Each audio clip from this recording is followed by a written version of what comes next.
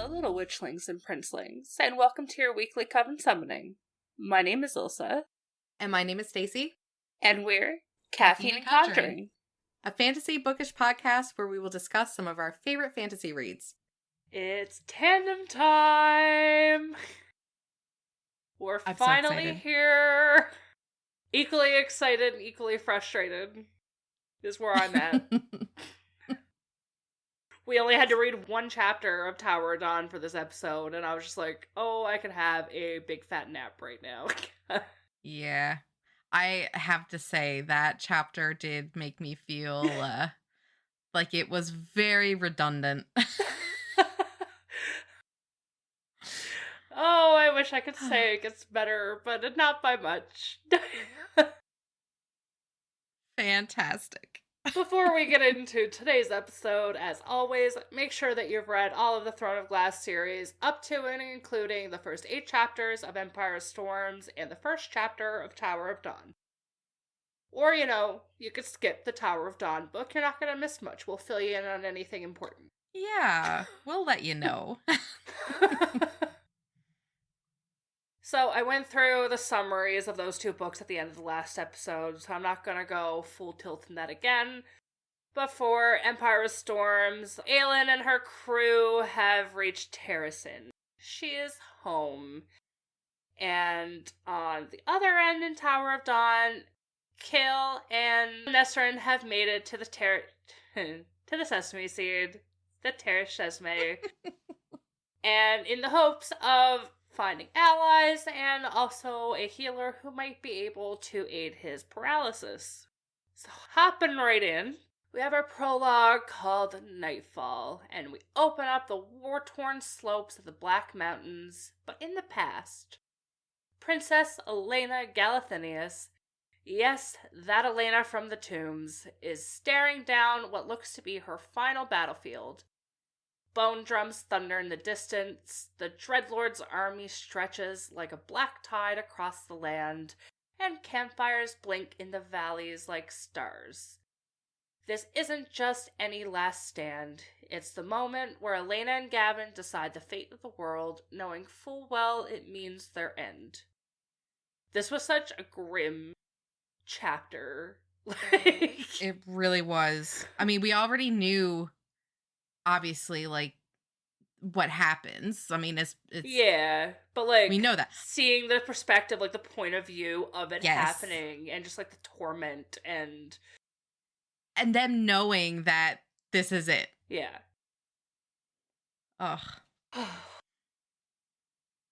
We see a weary but resolute Elena burdened with not only the crown but the weight of legacy. Gavin is hardened, loyal, and heartbreakingly human and begs her to run. But Elena won't abandon the soldiers, the people, or him. Their conversations are drenched in exhaustion, desperation, and their ache of goodbye. It's a raw, intimate portrait of the 2 leaders and lovers preparing to sacrifice everything for a future they won't live to see. This chapter drops some heavy lore. We know that Elena's father is dying and the magic is slipping. Erwin is there on the battlefield, and the campfires snuff out as he arrives. Like literal nightmare fuel. And we also see that Elena plans not to kill Erwin, but to trap him. Their actions are pretty much a curse passed down to future generations. And, of course, we know who inherits that burden. It's all left on our girl's shoulders. Yep. Will she kill him once and for all? We will see. Find out next week. Next year. On Dragon Ball Z. If we're not finishing the tandem till November, we're not getting to the end of the series till next year. Yeah. That is very true. Holy crap. A year and a half of this podcast for one series. Yeah. Sick. Yeah. Oh, I love it, though.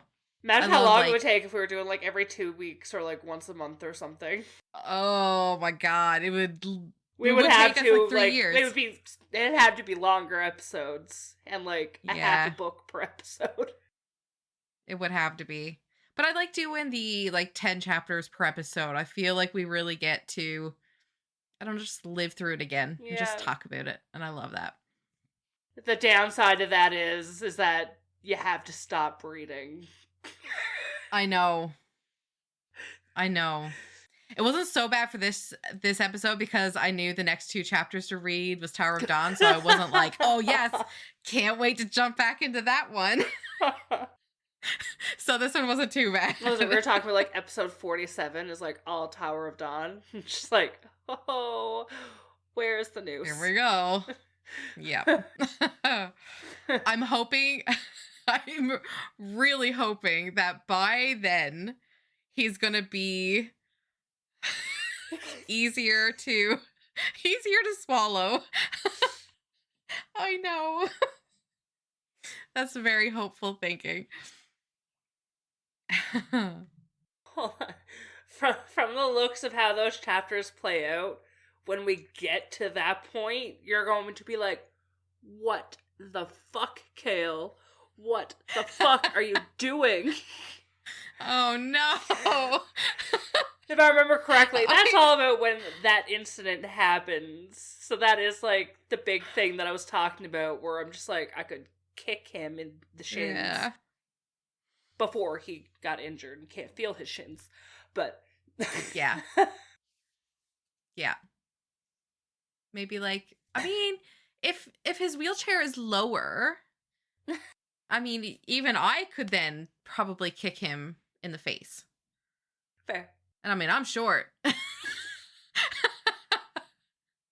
Anyways. How the Chaol girlies have changed. I still want to be. And I will fight that. But he just needs to stop being a whiny baby. Oh, that's harsh, because he's paralyzed and I'm calling him a whiny baby. He was whiny before that. I'll just disclaimer, I'm not an asshole. It's like starting reading this, I don't really notice a difference between old Chaol and this Chaol. Just like, he's Chaol. Oh, I see a big difference. And I'm so sad. But yeah, back to Empire of Storms, chapter 1. So we open with a lead, and she's alone, limping her way through the endless Oakwald forest. She's filthy, starving, dehydrated, and hanging on to life by sheer spite. I think we're like weeks into this now. Yeah. Yeah.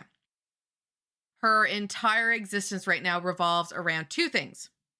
Finding clean water and getting the weird stone that Caltaine dug out of her arm to Selena. Sounds easy, right?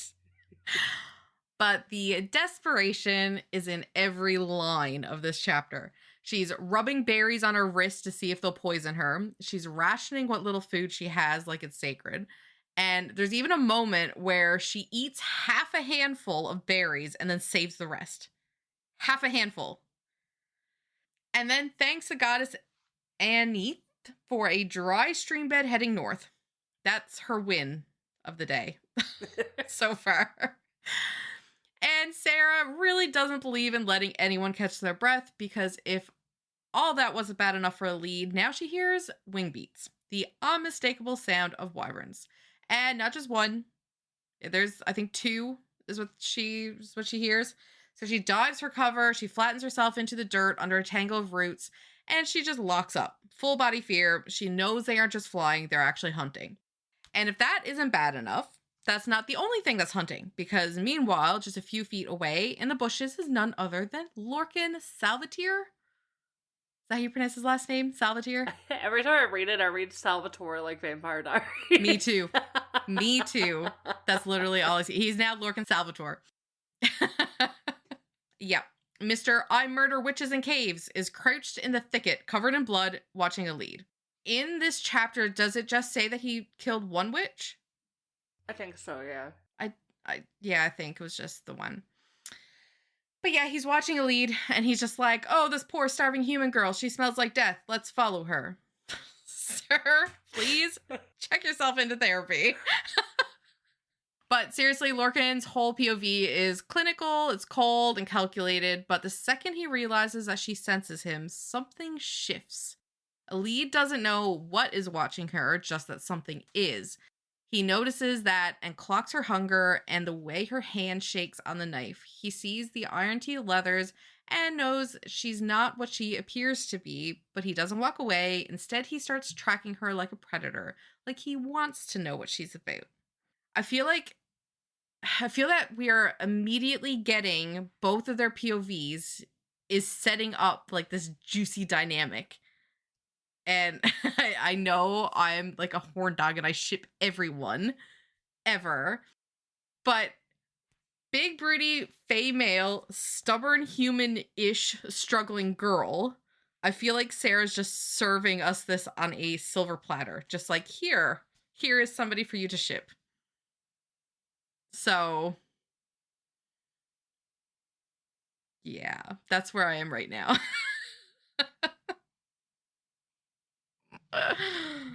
I said a while back, Aelin needs to find herself a big hunky fey male to help her out. Was that foreshadowing? Who knows? Empire Storms Chapter 2. We're finally back with Aelin and the gang. And as I said to Stacy while I was reading over these notes earlier, that's going to be a common consensus about the tandem read. We're finally back with Aelin. Yep. There's so many POVs. So many. Yeah. I feel like it's like almost, I know like this is going to change, but every time we get back to Aelin's point of view, I'm just like, like I can breathe. It's like it was bad enough before, but now that the like two separate books where one has no Aelin whatsoever, so it's just like even longer to kind of get back to her. Yeah. But we're back with her and the gang, and deep in the forest of Terrasen. Rain's falling, magic is humming, and Aelin's trying to tap into her lesser-used water magic, with some quiet encouragement from the mysterious little folk who are clearly tracking their every move. It's a rare moment of peace, interrupted only by Rowan showing up for some early morning banter, steam, and a whole lot of romantic tension that still hasn't quite boiled over. Soon, though. Definitely soon.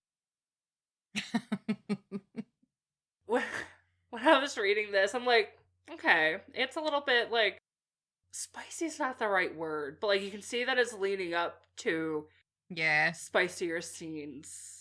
Like it's a little more adultly steamy, descriptive. Like pulling her by the hips into his bulge, kind of, and feeling him against her. Yeah. It's getting there. So this is where we're kind of like jumping out of the YA a little bit and becoming the NA rating, or should be. Like I said, I can't remember how spicy these last couple books get, so I don't know, but yeah, that's fair. So the group is camped out ahead of a major meeting with Terrasen's remaining lords, a secret gathering arranged by Aelin. They've kept their presence hidden, still wary of spies and threats even within their own borders. Aelin, ever the general, is on edge, especially as Aelin grows quieter the closer they get to Orinth. We get glimpses of their found family, Evangeline brushing Lyssandra's ghost leopard form, Fleetfoot begging for breakfast, and Aelin keeping her fire close and her word keep closer. Things take a turn when Rowan returns from patrol with a surprise. A messenger, soaked and slightly terrified, bearing word that the lords have decided to wait out the storm at a tavern nearby. He explains that Ren doesn't want Murtaugh out in the dark in the rain since he's slowed down so much this summer, and Aelin is not thrilled. She's not a fan of surprises or of bending to anyone else's terms. Nope. That she is not. And this meeting is a shit show. Oh, is it ever? Chapter 3 of Empire of Storms drops us straight into the smoke-choked skies above Morath, where Manon Blackbeak is about to face her grandmother. She has just arrived, and the air is thick with tension and threats. Of course, because Grandma is a cunt. Manon meets her at the bridge into Morath, stone-faced and flanked by her 13. The matron doesn't waste time with pleasantries demanding be taken to the Duke, but what she finds waiting in his place is far more terrifying. Enter Yrene. Gone is the meat suit of Duke Parrington, and in its place sits a golden-haired, golden-eyed monster in the flesh. A Val King reborn and revealed. Even the matron hesitates, and that says everything. Erewhon wastes no time laying out his next move. Sack Rifthold. Manon is to lead the charge with her 13 and a couple of escort covens, while Iskra Yellowlegs commands the rest of the aerial legion. The mission is to capture Dorian if he survives, and destroy the city, but keep the infamous glass wall intact just long enough to make its destruction a message. Manon challenges him subtly, questioning the political cost of obliterating a capital. Erewhon listens, and surprisingly he agrees. It's a chilling reminder of how sharp her mind is, and just how precariously she's walking the line between soldier and schemer. But here's the thing. This isn't just war planning, it's a power play. Vernon, now fully aware of the true monster he serves, is watching closely. So is the matron, and Manon is calculating her every move and word as if her life depends on it, because honestly, it does. The chapter closes with the 13 preparing for flight. The armory is alive with steel and smoke, and Manon gears up in custom-forged armor, crowned with a new custom helm that makes her look more demon than witch.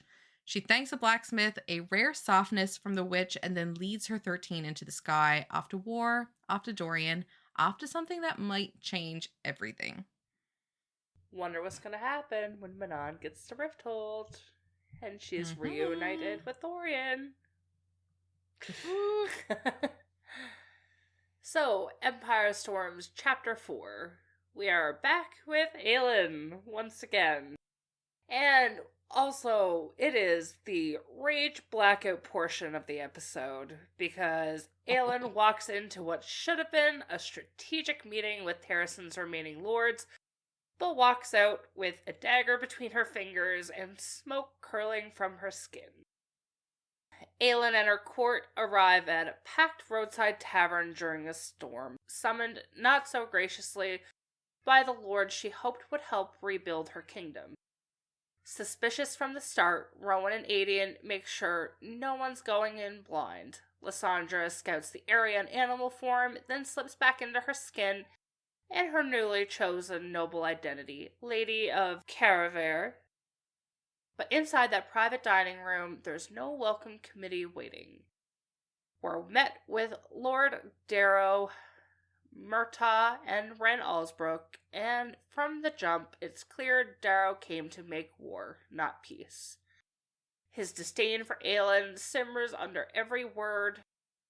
She's too young, too scandalous, too female, too magical, too connected to enemies past, and worse, he doesn't recognize her as queen, not officially. According to him, she needs approval from the noble families of Terrason. And guess what? He and 3 other lords are ready to block her claim entirely. Bastards. The conversation spirals fast. Every insult Darrow hurls about her past, her friends, even her bedmates, gets sharper. He calls both Lysandra and Aedion whores, calls Rowan a foreign threat, digs up a never-before-mentioned betrothal offer between Aelin and Aedion from their childhood. Gross. Aelin snaps, not with flame, but with steel. Dagger flashing, blade stopping just short of Darrow's hand. She holds his gaze with every ounce of queenly fury she possesses and warns him, insult her court again, and she will follow through.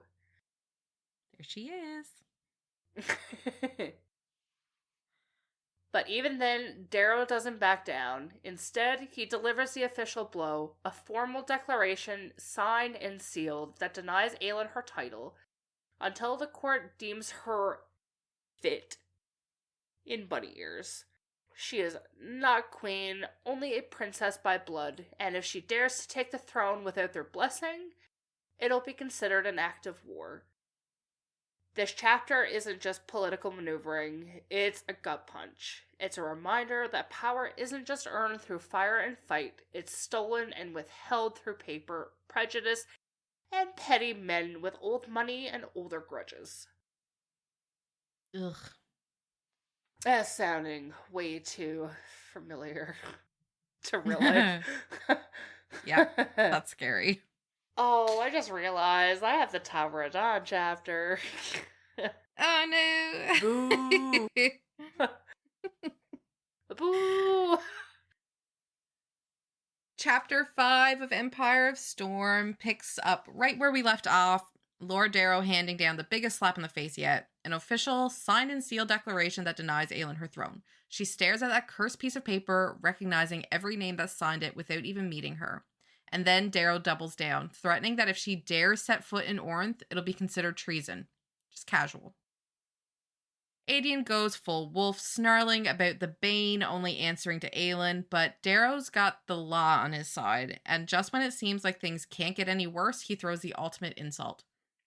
Maybe Aelin can make herself useful by marrying someone and bringing in allies, as if she hasn't bled and burned and built every step of her way back to this kingdom. But before anyone can throw fists or flames, word arrives. Rifthold is under attack. The Iron-Teeth Witches are flying fast, and Dorian is their target. In the storm-soaked chaos, Rowan prepares to leave, the only one who can get there in time. It's a gut-wrenching goodbye, a single whispered plea, "Come back to me," and then he's gone, vanishing into the rain. With Rifthold doomed, Aelin pivots hard. If the North won't have her, she'll turn to the South. She hatches a bold plan to go to none other than Skulls Bay. She'll rally Captain Rolfe and raise a fleet of allies, assassins, pirates, and outcasts. The kind of people who don't care about bloodlines, only power. It's time to fight smart, even if it means playing Darrow's game on his terms, for now. And in a quiet, heartbreaking moment, she entrusts Fleetfoot to Evangeline, entrusting the girl to Murtaugh's protection. She promises Evangeline that she will win back their kingdom, and it might just be the most painful promise that she's made yet. Then, with blood and flame and a vow that shakes the sacred soil beneath her boots, Aelin turns her back on Darrow. She promises Terrasen, that no matter how far she's cast out, when they call for her, she will come. And when they see her seated on that throne one day, that will be their punishment. The chapter closes with a haunting image, a tiny handmade temple left by the little folk. And inside it is a white stag, the symbol of Terrasen, and Aelin takes it as a sign, a silent blessing from her gods. And as she mounts her horse, rain dripping from her hood, she glances towards the woods where the Lord of the North, the immortal white stag himself, stands watch. So I don't remember what chapter it was in, but I just remembered but the little carving that the little folk left. They also left a wyvern a couple chapters ago. And like kind of kind of like a warning to her about the wyverns and the witches. She does make that connection. Which is pretty interesting. So they're keeping like an eye on everything.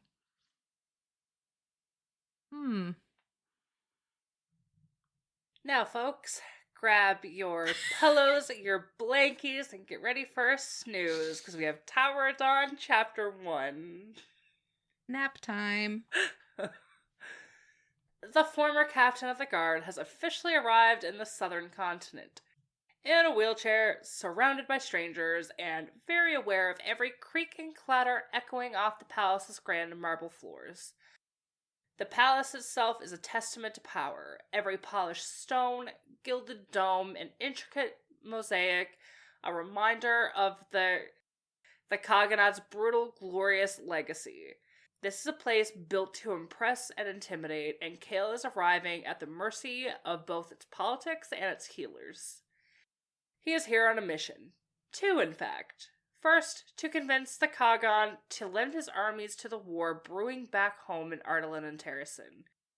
Second, to seek healing from the legendary sesame seed after the spinal injury that left him paralyzed.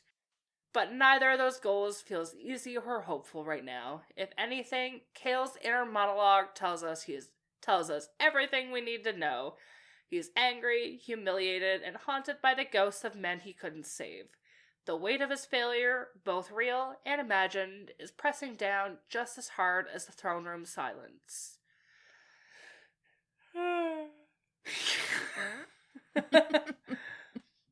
Beside him is Nesrin, now captain of the guard, looking every inch the warrior in crimson and gold. She is his anchor, but she's also quietly observing everything. Because let's not forget, they're not just here to grovel. They're here to survive a court where power is a competition, and succession is a blood sport. 5 of the Kagan's children stand like sentries before their father, each angling to be named heir, and one sibling is suspiciously absent. The moment Chaol and Nesrin stop before the throne, every creak of his chair feels like a branding iron, but he keeps his shoulders back. He bows, he forces his pride into his posture, even as shame swirls in his gut, because the truth is that he feels like a fraud, a broken soldier wearing borrowed glory, a lord in title only, the hand of the king with nothing in his hand but guilt and pain. Oh, shut up, Chaol. God. He's such a sad boy. And when the Kagan meets his eyes, ancient, cunning, amused, it's clear. This is a man who sees everything. And Chaol just stepped into a game where every breath, every blink, every unspoken thought is a move on the board. Welcome to Antica, baby. The stakes just doubled, the odds just sank, and Chaol Westfall is about to find out that healing comes in many forms, and none of them are easy. Dun dun dun. That sounded far too enthusiastic for how I felt about that chapter. You were just happy it was over. Yeah, pretty much. I hate being such a Debbie Downer about it, but I'm just like, oh my god. He's a hard pill to swallow right now. Yeah, it's painful. And I know for you it's been like the whole series, but it's like once you read it once and you get that like bad side of him, I can't erase it. Yeah. I can't. Just icky. Like if she ever decides to reopen up Throne of Glass and Chaol Westfall is mentioned, and we're like, yeah, you know what? Maybe this is where I stop reading. This doesn't exist anymore now. Well, happily enough, we are back in chapter 6 of Empire Storms with Dorian. Now king of Ardalan, but barely more than a ghost haunting his own castle. His court is gone, his family exiled, his father is dead by his hand, and the echoes of what he did and what was done to him haunt every breath. I'm such a hypocrite. I'm like shitting on Chaol so hard for being a sad boy, and then it goes to Dorian, who's like ready to fucking sing the anthem Black Parade while cutting his wrists. Yeah. I was like, yay, emo. Dorian, yay! Poor baby. But see, I think the difference is that like Dorian doesn't want pity. Like he just wants strength. Because in this chapter, like we find it that he's been training again. He's trying to scrape back a sliver of the boy that he used to be, or maybe just build someone entirely new. But either way, he just doesn't want to be a puppet again. Sarah didn't make me get pissed off at Dorian before she wanted me to pity him. She made me pissed at Chaol before she wanted me to pity Chaol. And there was no pity left for him with that. Nothing left.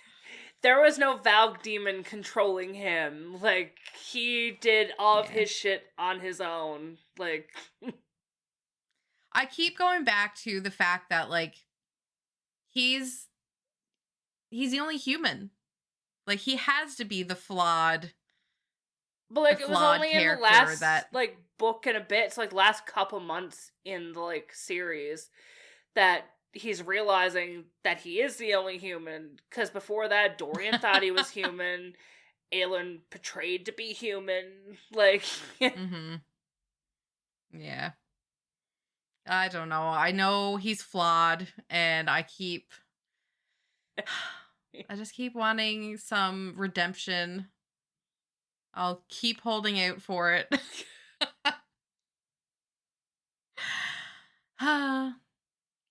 But yeah, Dorian is just up in his tower. He's looking out over Rifthold, and he's thinking of Chaol, Nesrin, and Aelin, and of everything that he's lost, and everything that's coming, and something shifts. A boom rolls across the sky, and it's not thunder, not a storm. It's a sound that he knows.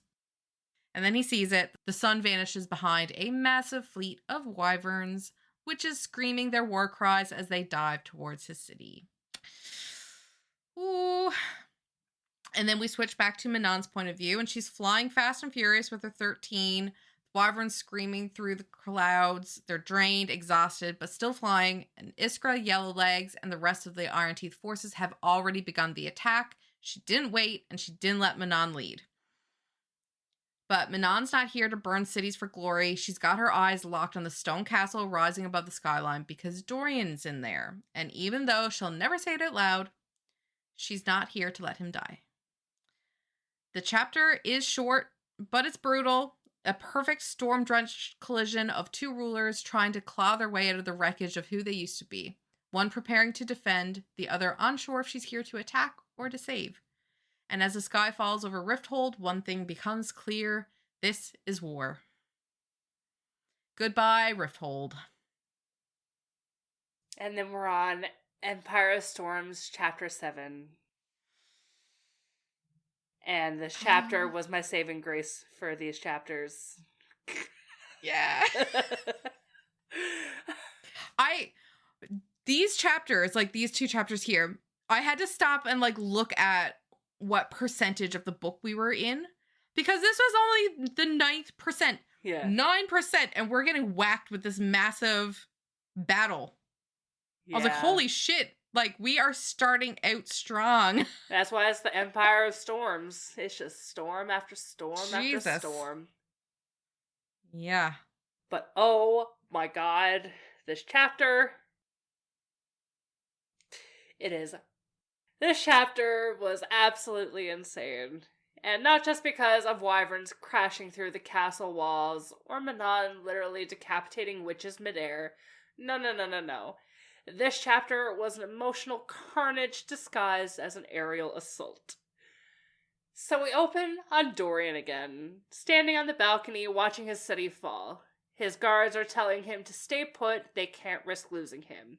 But Dorian's no helpless princeling anymore. When those first wyvern make a run for the tower, he brings the storm. Ice and wind rip through the sky, blasting witches and their mounts out of the air in a brutal, chilling display of power.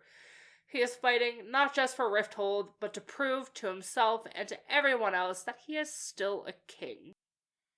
But then comes the venom. A witch breaks through the back of the tower, her wyvern poised to take him, and it's brutal. Poisoned, weakened, and barely on his feet, Dorian is a heartbeat away from being taken back to Morath. Until she shows up. Ooh. Manon fucking Blackbeak, the mother that you are. And holy hell, her entrance is something straight out of a war song. She slaughters the sentinel with Windcleaver, sends Abraxos barreling into the enemy wyvern midair, and then crashes through the ruin to literally drag Dorian back from death's doorstep. The dialogue between them? It sizzles. Banter with blood in their teeth. Dorian still smirking despite the blood down his ribs. And Manon all sharp edges. They don't trust each other, but they see each other, and something between them clicks. Not gently, not sweetly, but like clashing of two blades that realized they were forged in the same fire. She tells him the truth about Erewhon, about the breeding, about the war, and then, like a general giving orders before the end, she tells him to run.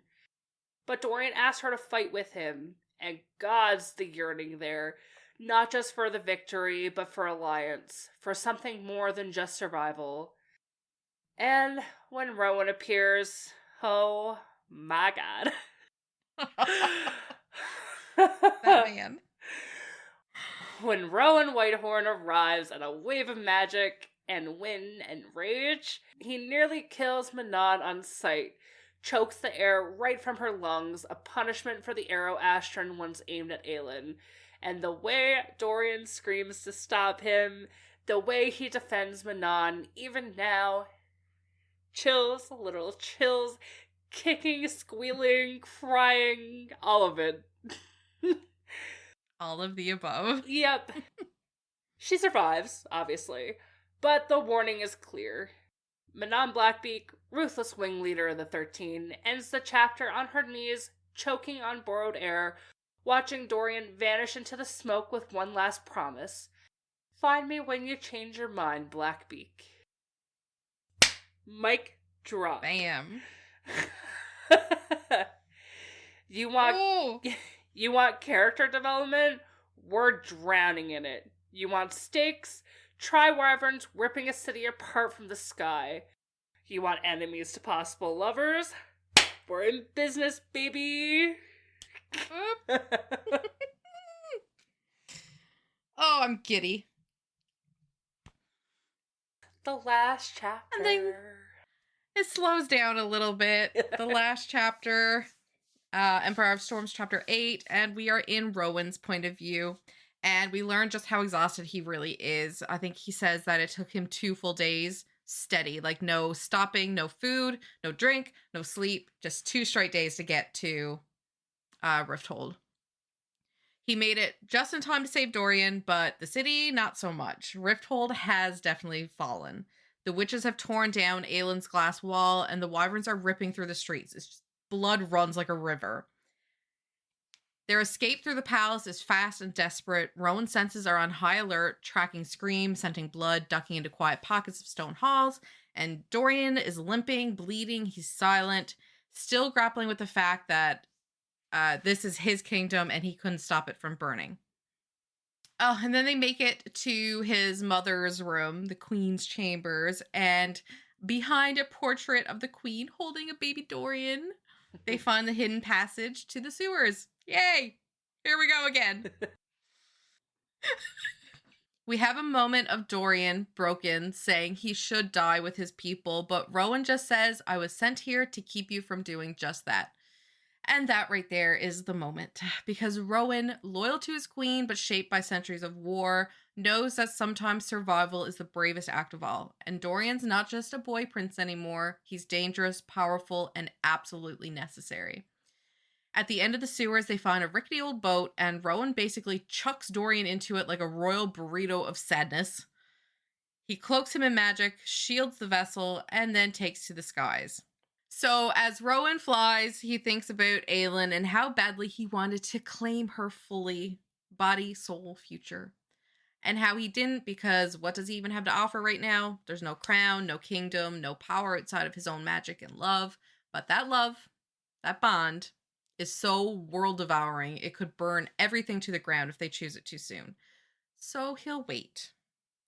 The chapter ends not with triumph, not even with survival, but with silence. A white-tailed hawk soaring over a drifting boat as the walls of Rifthold drip red. What a sight. To just watch Rifthold fall. Man. Very solid start to the book. Yeah. Books. No. Book is accurate. Tower of Dawn. That's a very slow, boring start. Yeah. They didn't give us much in that first chapter. If we were reading just Tower of Dawn on its own, I definitely would not be intrigued at all to keep going. That's very sad. Like, it's a very, very slow start. Like the amount of times Kagan was mentioned in that one chapter, or his wheels. I was just like, oh, God. Yep.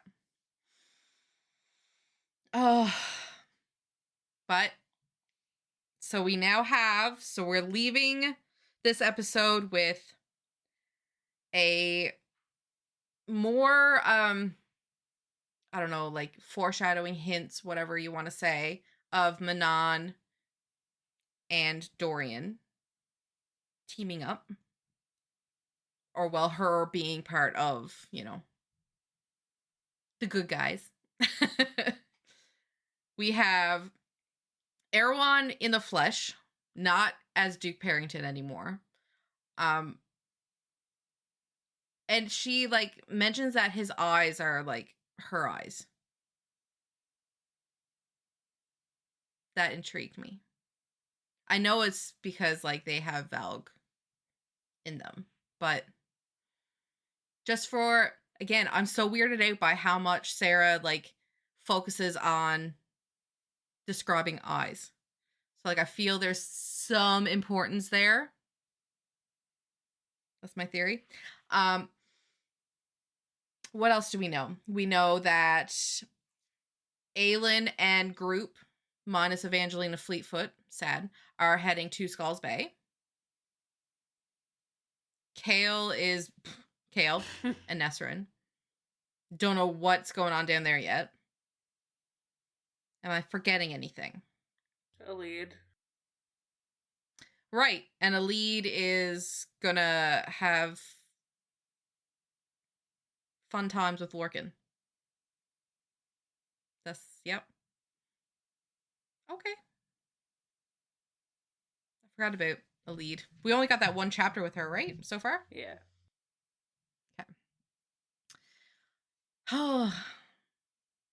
So you're pretty dead set on them being a thing currently? Yeah.